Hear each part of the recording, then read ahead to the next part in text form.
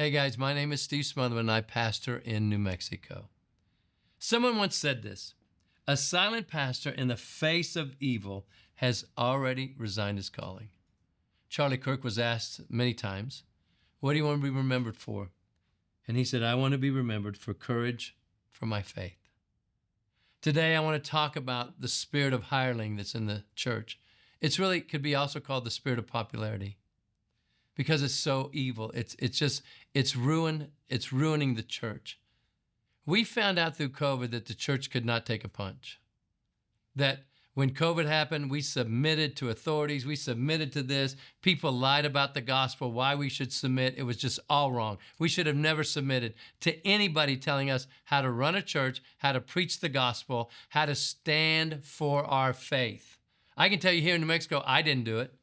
We got fined, we got everything, but we won. We didn't pay anything because we had courage. And I hope you and I want to be remembered for the courage of our faith. Because there's such a hireling spirit today in America.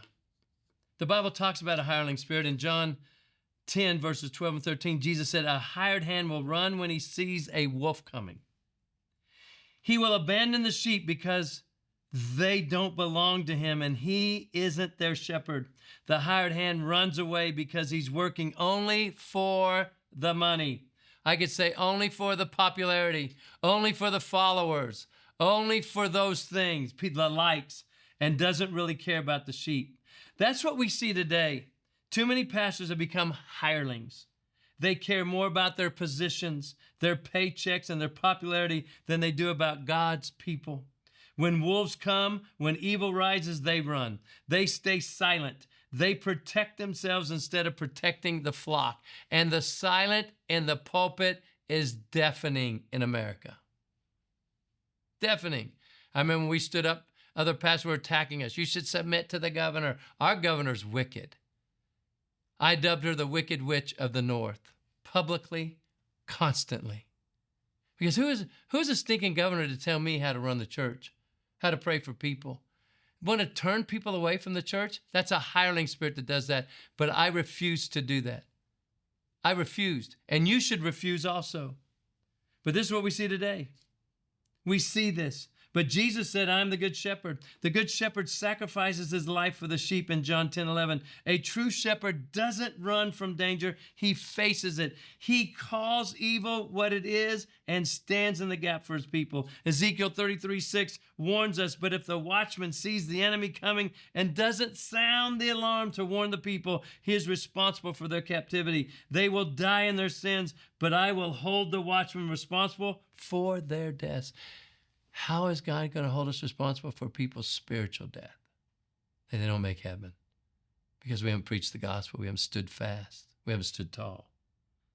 Pastor's silence is not an option.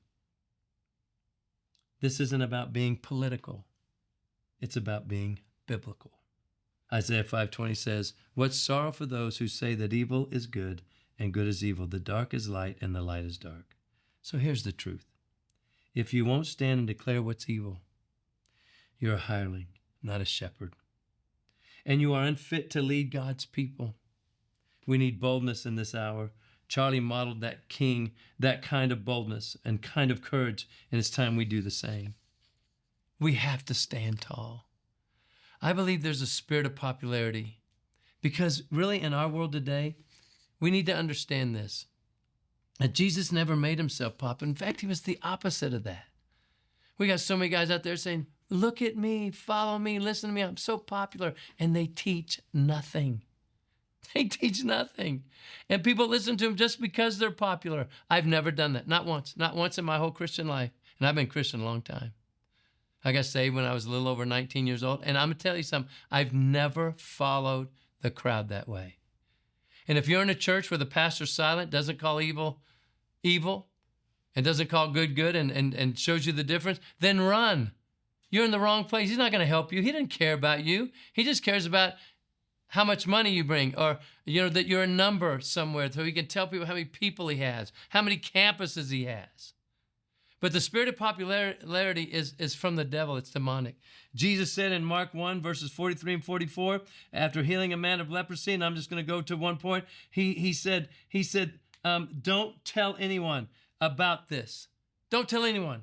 Instead, go to the priest and let him examine you. In Matthew 9, 29, verse and 30, after giving sight to 2 blind men, he touched their eyes and said, because of your faith, it will happen. Then their eyes were opened and they could see. Jesus sternly warned them. Don't tell anybody about this. Don't tell anybody what I did. Luke 8, 54 and 56, the same thing. After raising Jairus' daughter from the dead, he gives them a stern warning. Don't tell anyone. Mark 7, 33 verse to 36, after healing a deaf and mute man, after, he opened, their ears were open, his eyes were open, he healed him. He healed him from deafness and he could talk.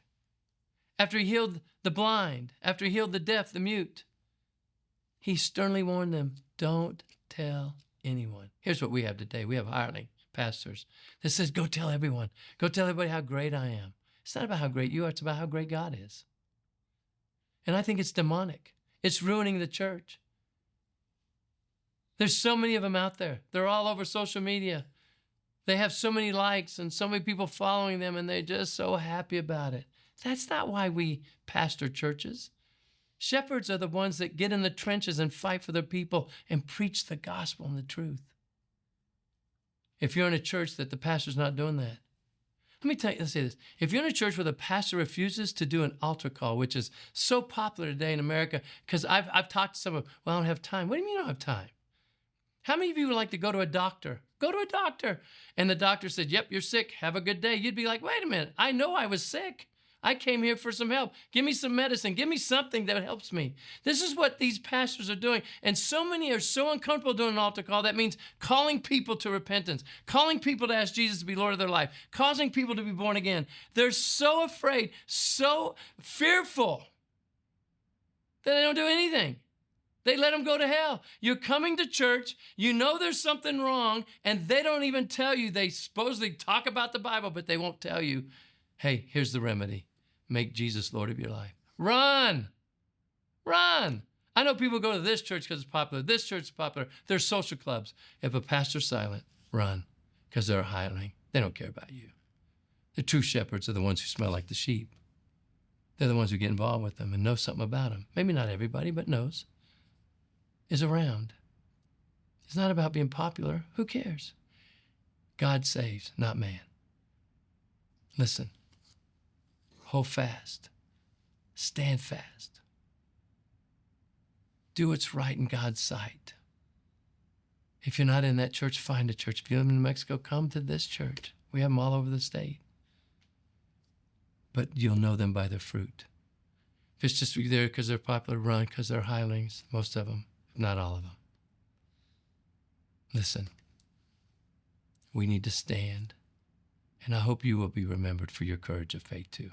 God bless you.